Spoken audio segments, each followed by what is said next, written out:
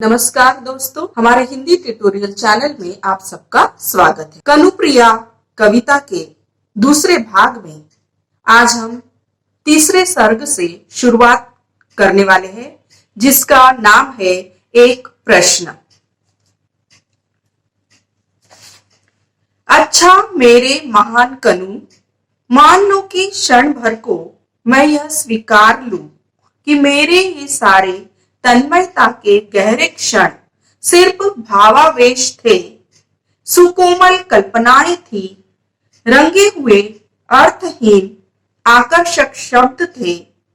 मान लो कि क्षण भर को मैं यह स्वीकार लूं कि पाप पुण्य धर्माधर्म न्याय दंड क्षमाशील वाला यह तुम्हारा युद्ध सत्य है।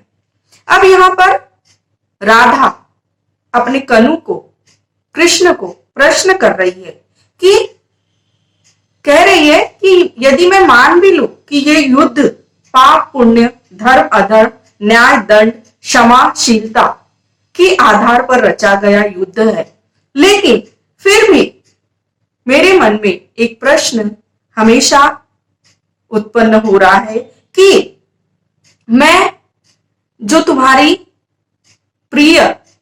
प्रिया हूं वो पहले जैसी ही हूं, यानी जैसे मैं तुम्हारे प्रेम में पहले बावरी थी आज भी वैसी ही बावरी हूं। तो मुझे ये समझ में नहीं आ रहा है, ये युद्ध की जो विभीषिका है ये मुझे समझ में नहीं आ रही है। और जिस प्रकार हम पहले अपने एक दूसरे के प्यार में प्रेम में खो जाया करते थे और बिना किसी मतलब के हम जो एक दूसरे के साथ बातें करते थे वो बहुत ही सुहानी बातें हुआ करती थी, बहुत ही वो जो शब्द थे बहुत आकर्षक हुआ करते थे। लेकिन आज जो ये युद्ध में जो नीतियां हैं युद्ध की मुझे समझ में नहीं आ रही है। ऐसा प्रश्न कान्हा से, कृष्ण से राधा कर रही है कि भले तुम युद्ध में महान बन गए हो, युद्ध में सारथी की भूमिका निभा रहे हो और युद्ध की जो भी गरिमा है या फिर जो भी परिस्थितियां हैं युद्ध की तुम ही निश्चित करते हो, लेकिन फिर भी मेरे मन में ये प्रश्न उठ रहा है कि मैं तो तुम्हारी वही बावरी सखी, वही प्रिया हूं, वही राधा हूं जो तुम्हारे प्रेम में दिन रात पागल हुआ करती है। तो मैं यह स्वीकार लूं कि मेरे ये सारे तन्मयता के गहरे क्षण सिर्फ भावावेश थे, सुकोमल कल्पनाएं थी, रंगे हुए अर्थहीन आकर्षक शब्द थे।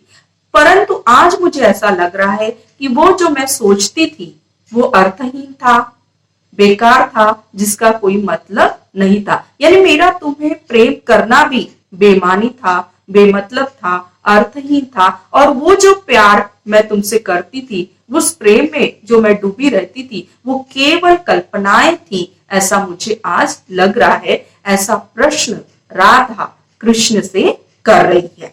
मान लो कि क्षण भर को मैं यह स्वीकार लूं कि पाप पुण्य धर्माधर्म न्याय दंड क्षमाशील वाला यह तुम्हारा युद्ध सत्य है। इस युद्ध में, कुरुक्षेत्र के इस युद्ध में, महाभारत के इस युद्ध में पाप पुण्य क्षमाशीलता धर्म अधर्म ये सारी चीजें सत्य दिखाई दे रही है, सत्य मुझे लग रही है। तो फिर मेरा प्रेम तुम्हारे प्रति वो क्या था? क्या वो अर्थहीन था, बेमानी था, बेमतलब था? ये प्रश्न राधा कृष्ण से कर रही है। तो भी क्या करूं कनु, तो भी मैं क्या करूं कनु, मैं तो वही हूं तुम्हारी बावरी मित्र जिसे सदा उतना ही ज्ञान मिला जितना तुमने उसे दिया। राधा कृष्ण से कह रही है कि मैं तो तुम्हारी वही बावरी प्रिया हूं, सखा हूं, मित्र हूं कि जिसको तुमने जितना ज्ञान दिया, जितनी बातें बताई वो मैंने सारी सच मान ली और उसी के आधार पर अपना जीवन यापन शुरू किया। जितना तुमने मुझे दिया है अभी तक उसे पूरा समेट कर भी आसपास जाने कितना है तुम्हारे इतिहास का, जिसका कुछ अर्थ मुझे समझ नहीं आता है। यानी क्या कह रही है राधा कि भले तुम्हारे आसपास बहुत कुछ है, लेकिन उसमें से तुमने मुझे जो दिया मैंने उतना ही स्वीकार किया और उतना ही उसका ही अर्थ मैं जानना चाहती हूँ, समझना चाहती हूँ और उसी के आधार पर अपना जीवन यापन करना चाहती हूँ। तो इन सब युद्ध की विभीषिका को लेकर, युद्ध की जो भी गतिविधियां हैं, उन गतिविधियों को लेकर राधा के मन में कई प्रश्न उठ रहे हैं कि यदि युद्ध ही तुम्हारे जीवन की अर्थपूर्ण बात थी, तो फिर मुझसे प्यार करना या मेरा तुमसे प्यार करना वो क्या था? वो केवल कल्पना थी या वो बेमानी था या अर्थहीन था? उसको हम क्या कहें? उसको तुम क्या कह सकते हो? ऐसा प्रश्न राधा कृष्ण से बार बार कर रही है। अपनी जमुना में जहां घंटों अपने को निहारा करती थी मैं, वहां अब शस्त्रों से लदी हुई अगणित नौकाओं की पंक्ति रोज रोज कहां जाती है। धारा में बह बह कर आते हुए टूटे रथ, जर्जर पताकाएं किसकी है। अब क्या कह रही है राधा कि जिस यमुना नदी में घंटों में तुम्हें देखकर निहारा करती थी और अपनी प्रेम जो अटकेलियां है, लीलाएं हैं, क्रीडाएं हैं, प्रेम क्रीडाएं हैं, वो किया करती थी, अब उन नावों पर शस्त्रों से लदी हुई सारी नावें दिखाई देती है और उन पंक्तियों, उन नावों की, शस्त्रों से लदी हुई नावों की वो पंक्तियां कहां जाती है ये मुझे समझ में नहीं आ रहा है। धारा में बह बह कर आते हुए टूटे रथ, जर्जर पताकाएं किसकी है।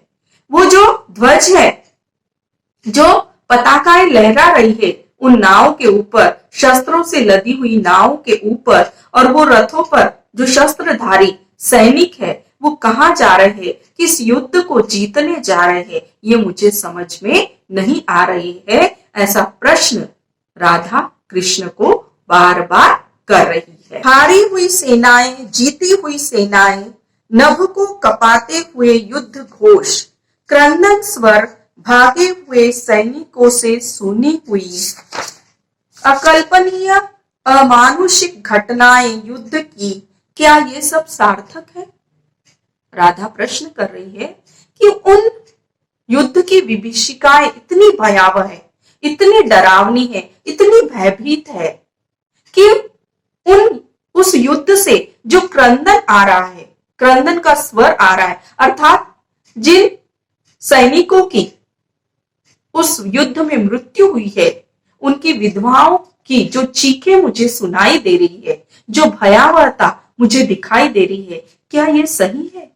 यानी यह युद्ध इतना जरूरी था, ये युद्ध इतना महत्वपूर्ण था कि जिसमें किसी के पिता, किसी के पति, किसी के भाई, किसी के बेटे खो गए हैं, तो क्या युद्ध का जश्न मनाना चाहिए, उत्साह मनाना चाहिए?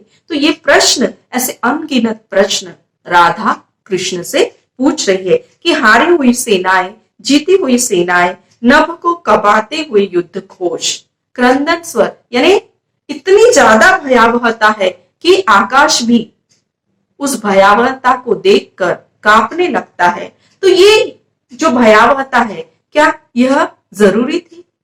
ये जो मातम, जीतने का जश्न और हारने का मातम जो मनाया जा रहा है, क्या यह जरूरी था? ये युद्ध इतना जरूरी था? तो यह सारे प्रश्न राधा के मन में उत्पन्न होते हैं और वो कृष्ण से इन सारे सवालों के जवाब पाना चाहती है।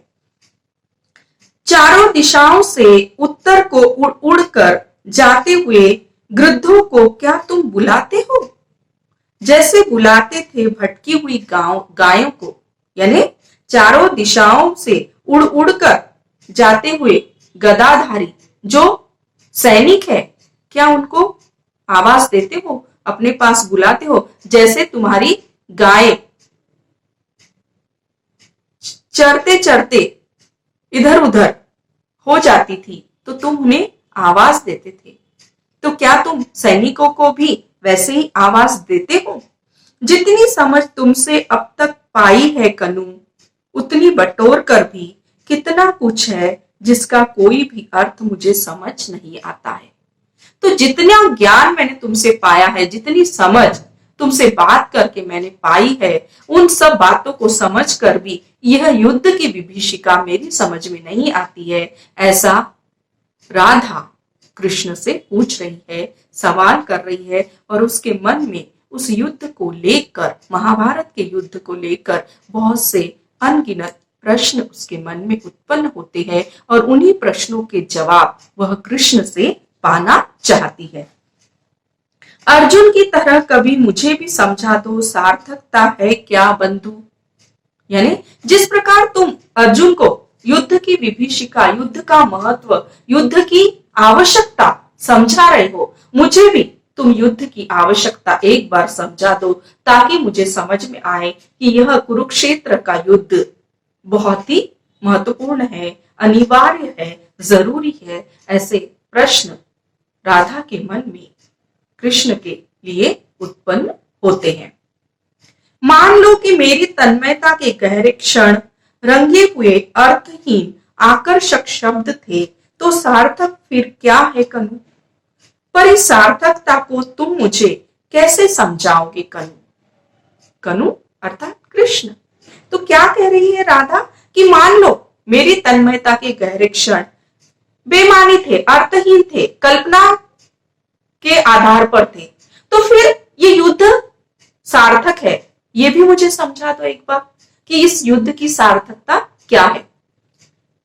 किसी भी युद्ध के परिणाम हमेशा हानिकारक होते हैं, चाहे वो प्राचीन काल का युद्ध ले ले, हम महाभारत का युद्ध ले ले, या फिर कोई भी युद्ध ले ले। जैसे विश्व में दो महान युद्ध हुए हैं, प्रथम विश्व युद्ध और द्वितीय विश्व युद्ध, इनके भी यदि हम परिणाम देखते हैं तो बहुत ही भयावह, बहुत ही डरावने भरे परिणाम है। जिस प्रकार परिवार में छोटा सा झगड़ा हो जाता है और उसका प्रभाव पूरे परिवार पर पड़ता है, तो इतने बड़े पैमाने पर यदि युद्ध होता है तो उससे कितने लोग प्रभावित होते हैं, इसकी भी भयावहता हमें जाननी बहुत आवश्यक है।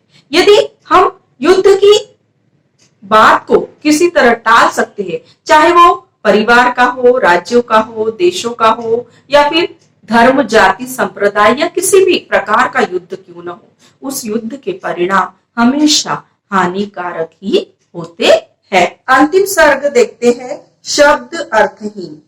शब्द शब्द शब्द मेरे लिए सब अर्थहीन है, यदि वे मेरे पास बैठकर तुम्हारे कांपते अधरों से नहीं निकलते। शब्द शब्द शब्द। राधा कृष्ण से कह रही है कि मेरे लिए शब्द क्या थे, अर्थहीन थे, केवल केवल अर्थहीन। जो तुम मेरे पास बैठकर मुझसे बातें किया करते थे, वे शब्द तुम्हारे कांपते अधरों से जो निकलते थे वो मुझे बेहद प्यारे लगते थे, चाहे वे अर्थहीन क्यों न हो। कर्म, स्वधर्म, निर्णय, दायित्व, मैंने भी गली गली सुने हैं ये शब्द। अर्जुन ने इनमें चाहे कुछ भी पाया हो, मैं इन्हें सुनकर कुछ भी नहीं पाती प्रिय। सिर्फ राह में ठिठक कर तुम्हारे उन अधरों की कल्पना करती हूँ जिनसे तुमने ये शब्द पहली बार कहे होंगे। राधा कह रही है कि भले ही तुमने जो अर्जुन से कहा है कि कर्म, स्वधर्म, निर्णय, दायित्व, ये शब्द अर्जुन के लिए अर्थपूर्ण होंगे, लेकिन मेरे लिए इन शब्दों के कोई मायने नहीं है। लेकिन फिर भी तुम्हारे मुंह से सुने हुए वो शब्द, तुम्हारे अधरों से निकले हुए वो शब्द मेरे लिए बहुत ही, मेरे कानों को बहुत प्रिय लगते हैं, और तुम्हारे मुंह से वो सुनने वाले, तुम्हारे होठों से वो शब्द निकले हुए सुनना मेरे लिए बहुत ही सुखदायी प्रसंग हुआ करता है।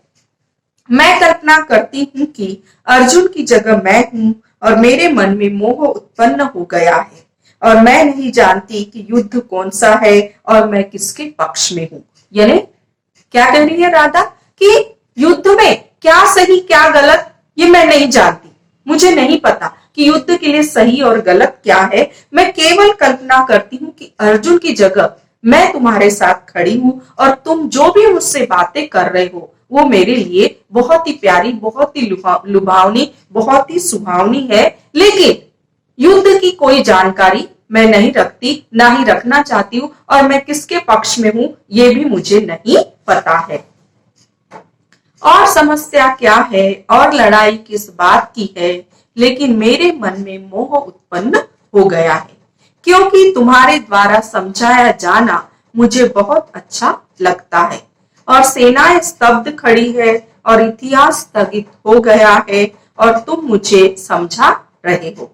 अब यहाँ पर और समस्या क्या है और लड़ाई किस बात की है, लेकिन मेरे मन में मोह उत्पन्न हो गया है, क्योंकि तुम्हारे द्वारा समझाया जाना मुझे बहुत अच्छा लगता है। और सेनाएं स्तब्ध खड़ी है और इतिहास स्थगित हो गया है और तुम मुझे समझा रहे हो। क्या कह रही है राधा कृष्ण से कि तुम्हारे द्वारा मुझे युद्ध की सारी जानकारी देना, धर्म अधर्म कर्म दायित्व, ये सारी चीजें समझाना मुझे बहुत अच्छा लगता है।